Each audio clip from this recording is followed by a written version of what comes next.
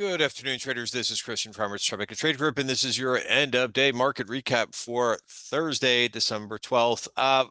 More of the same in terms of market breadth today, acting pretty nasty once again. I'll review that and I'll give you my thoughts on that shortly. Risk disclaimer in front of you. Everything that we're going through is for information purposes only, not giving out any advice or recommendations. Everything that we're going through is for information purposes only. Please read the full risk disclaimer right there. So, looking at the averages today, a lot of red there on the screen. IWM was down 1.3. I'm just reading IWM first because it's kind of standing out to me. Was down 1.3%. The microcaps were down more today, 1.9%. Bonds continue to spill lower. I don't hear too many people talking about that, but over the last 5 days, TLT is now down 3.4%. So bond prices once again are falling and rates are going higher. We can look at the interest rates right now because I haven't brought this up in a while, and I'll focus in on this for you too. Let's do WB.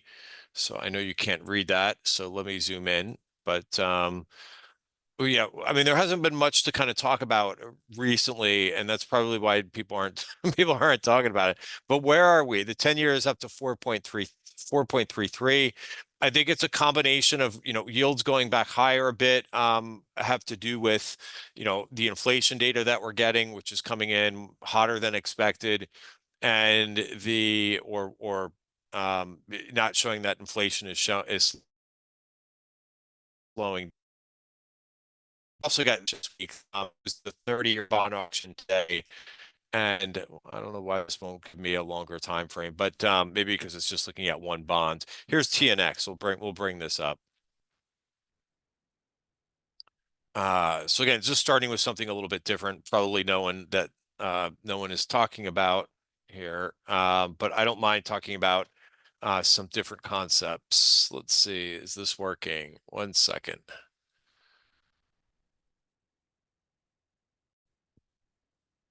All right, so there you go.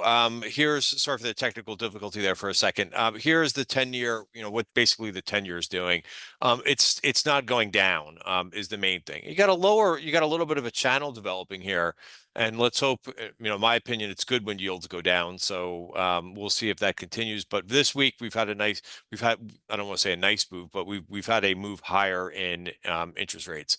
So I'm not going to dwell too much on the inflation data, but today we had the PPI. I usually start with the economics when there's decent economics, but yeah, I mean, this is troublesome. I was gonna say this is a bit troublesome. It's troublesome. 0.4.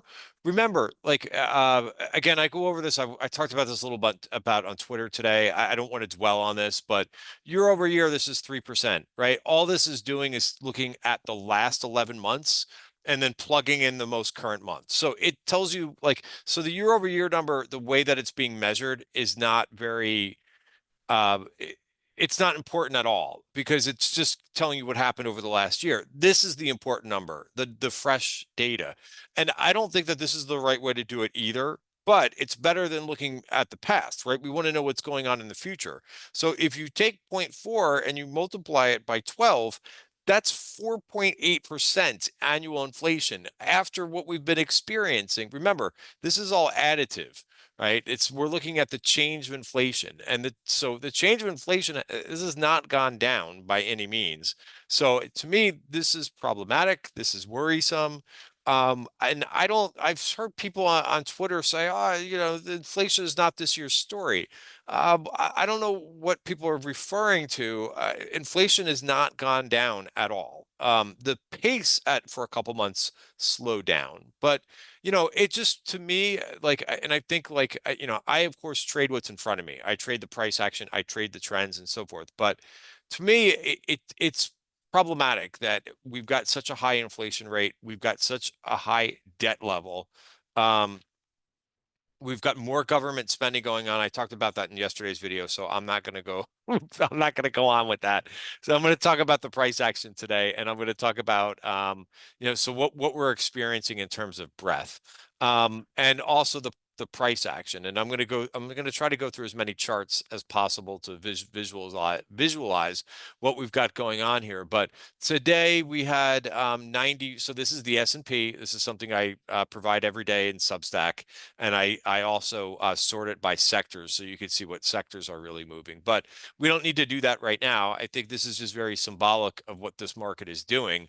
And this has been going on now for probably about a week and a half, where, well, sorry, breath has been bad for the last week and a half. We've seen new lows outpace new highs, I think, for about 3 or 4 days now. So, and yeah, I mean, this is another 95 days. There was a mention about this on, somebody asked me about this, and they said, well, isn't it good that if we see less new lows? Yeah, I mean, I think if I don't think we're really seeing that yet. 95 new lows. I think that's a little bit lower than yesterday, but still, I mean, so why is this important? Because if you're a stock picker, right?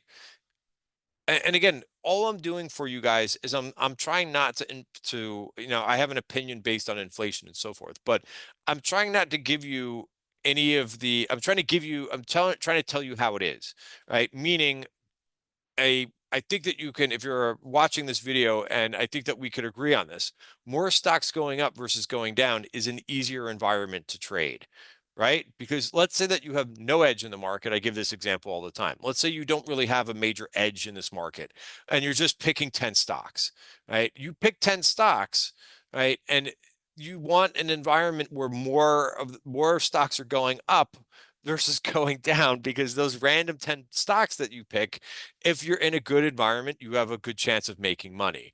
If you're in a poor environment like this, right? If you pick 10 stocks, odds are that you're picking that more of those stocks are going down versus going up. That's all the analysis is telling you, right? We're not talking about seasonality. We're not talking about the Santa Claus rally. I'm just telling you what the market is doing right now. Why is that important too? Because we know, like, has talked about seasonality, right? And sometimes when everybody talks about something, the more and more and more and more people talk about it, sometimes it isn't as impactful. And I think more and more people have talked about seasonality. Again, there's no guarantee that just because people are talking about it that it's not going to come true. But I think that you want to have other factors than just, hey, I'm just going to buy because December is a strong month.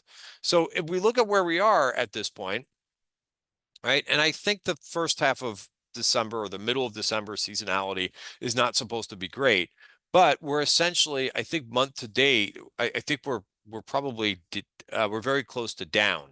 And the small caps and the mid caps are getting smoked right now. They're down. IWM is now down 3% for the month. So again, it's not to say I have nothing against the small caps. I want the small caps to do well because I have an option trade for the for the end of the month. I'm not adding to it because there's no reason to add to it, right? In terms of waiting for confirmation. So Broadcom is leaking here a little bit. I think if Broadcom can kind of hold the gains, then I think this will be very good. But it's starting to kind of leak lower a little bit. So let's talk about where we are in terms of the S&P. Let's talk about the indices really quickly. So the nice thing was that 2 days ago we tested the top of the value and we bounced. The issue is that bounce did not make a new high. And also what's kind of a little bit similar is Bitcoin's been acting well from time to time, but it's also not making new highs, right? And so you have to be wary of that. So again, right now I don't think there's any problem with digesting gains considering the run that Bitcoin has had. That's not bad. But I think that you just want to keep an eye on some things because some things are beginning to break to the downside, right? So that, and so things that I'm watching are like the top of the value or the 20-day moving average. And, I can give you some examples of some things, but, let's go back to the spreadsheet and look at, let's go through and look at a couple sectors, right? So first of all, I stopped at the S&P. The Qs look fine, right? Just an inside day, right? That's not bad on lower volume. There's nothing wrong with that at all, right? And hanging above the 5-period moving average, totally fine. IWM, and when you get outside of the Qs is where you've got issues, right? That's a pretty nasty looking candle. This has been hanging around the 20-day moving average and the 5-period moving average. It tried to climb over that, couldn't do it. And that's a break lower on this. So where does this go?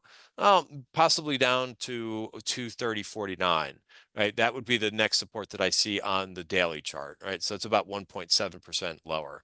And this is just looking at the same thing on the 1-hour chart, but also looking at the value area for the week. Notice price got rejected there yesterday. So 1.7 down further is where I see some support. If you're playing this to the downside, that's what's going on here. But you know that if if you're shorting right now, right, the breadth is confirming the short. Right. You want to see things like, so what you would want to, so you try to spot divergences, right? And one of those divergences was breadth, right?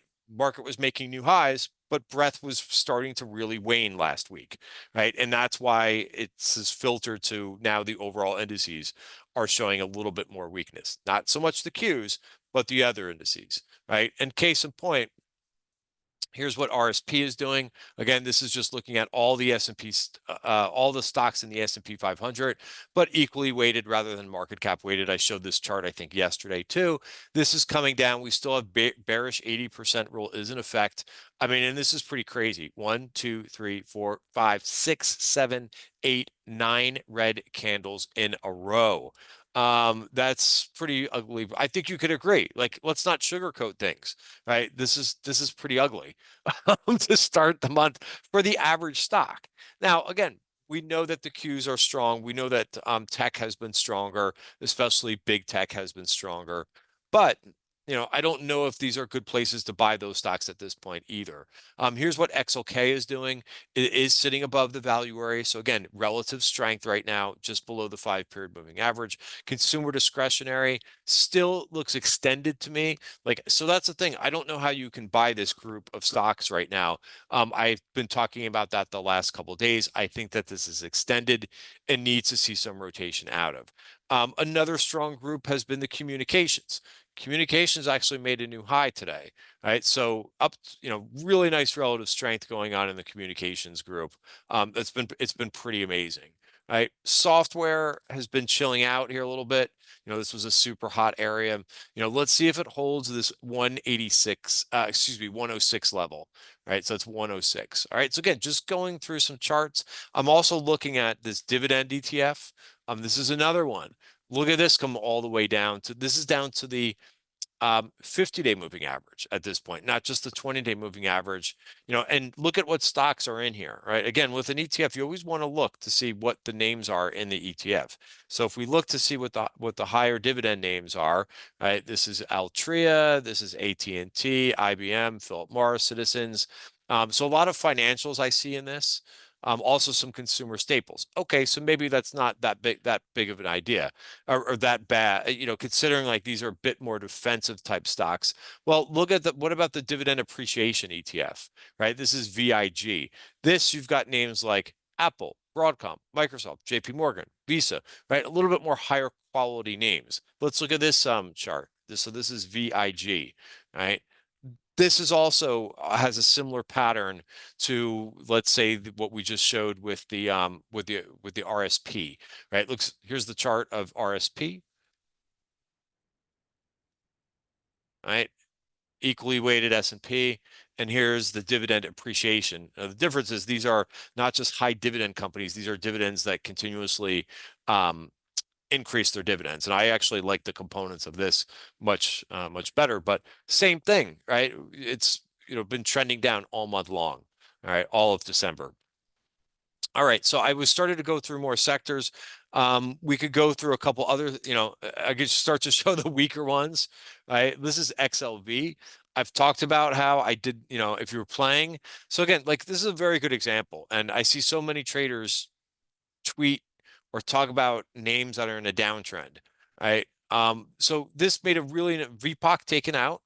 Nice charge. Okay, this is a trade. 141 to 146. Okay, you got $6, $5, $6 out of that. Saying if you didn't time the bottom perfectly, but look where it rejected. right at the 200-day moving average. Do you want a trade like that? And it depends, I guess, all on your time frame. If you're really fast and you could take advantage of a three to $6 move, so maybe making like about was that 4% on your trade, and like if you're happy with that, then so be it. To me, that's hard. You've got to time it pretty decently, because if not, you got shoots and ladders going on here, right? Ladder up and then whoop all the way down, right? Biotech has not been acting very well, right? Here's biotech, right? Look at the move in this today, breaking back below. So again, this group, so this is just I'm not picking on healthcare because I see this in a lot of different places right now. What else? Energy was showing, I thought, a little bit of strength today, but not so much. That's been moving down. Let's look at, what do I want to go to next?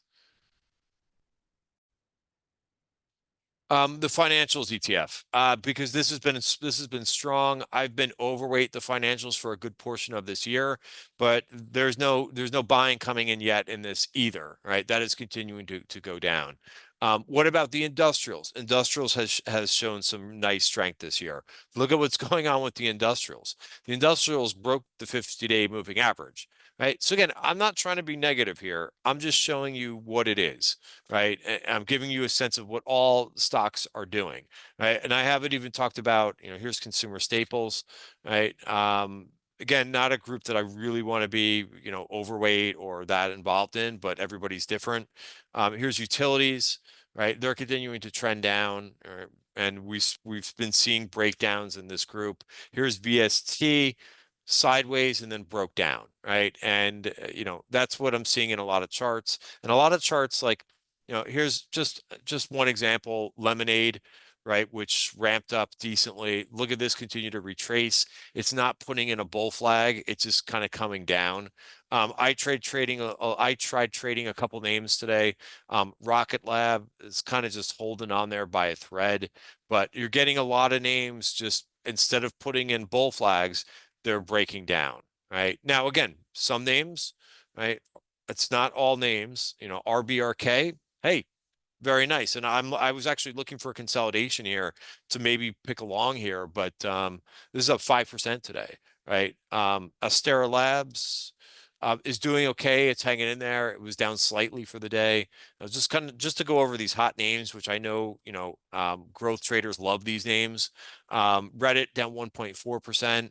Again, notice the long wicks on the candle, right? So again, it's holding in there probably better than most stocks, but it just tells me that there's a lot of things that look tired to me. When I see long wicks like this, it means stocks are tired. And even some of the better names right now.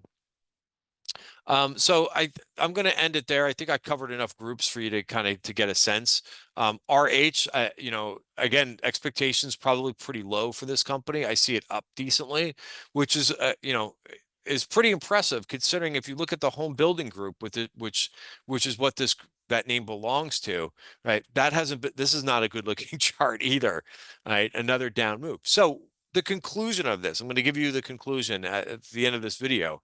Um, because I am looking at things like this, and I think we're getting closer to the point where we could see a turn back higher, but I don't have a crystal ball, right? I was having a conversation with someone on Twitter about this earlier. They're like, yeah, don't you think that this is a good place? I'm like, for a turn higher, I do, but I don't have a crystal ball. Like, I can't tell you because I've seen a lot of things break their 20-day moving average and keep going, or break their 50-day moving average, just like with the XLI, right?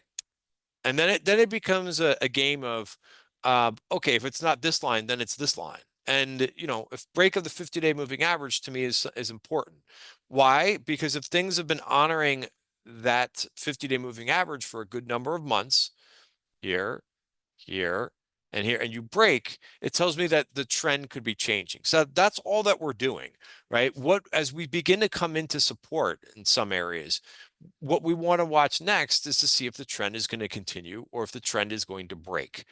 This, again, one day, there is a possibility that this could get back above, but it looks like the industrials are breaking down their nice uptrend.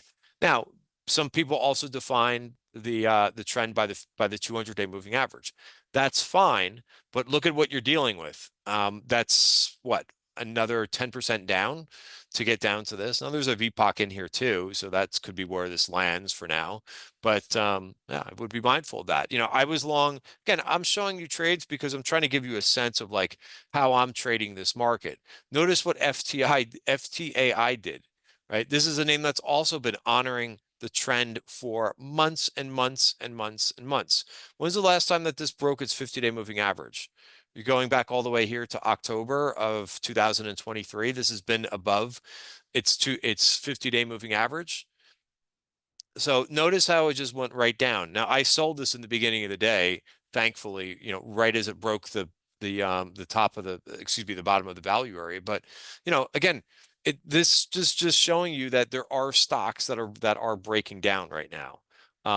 Now, so we'll just have to see when buyers come in. And when I say we'll just have to see, right, you're waiting for confirmation for when that happens, right? You're not playing we're waiting for confirmation, right? That's the main thing. We're not just going to say, oh, December, because if I said that with this name and I held on to it, then I would have a huge loser because I bought the stock in here thinking that it would hold its 50-day moving average. Sometimes it does, sometimes it doesn't. Right. So in any event, stock down almost 10% today on I didn't see any news on the move today. All right, guys, that is it. So again, it becomes a waiting game and you have to be patient. If you're not going to be patient, right, you're going to obviously suffer more losses as the market continues to have distribution like we had today and like that bad breath has been showing since the middle of last week. All right, guys, have a great night. See you tomorrow.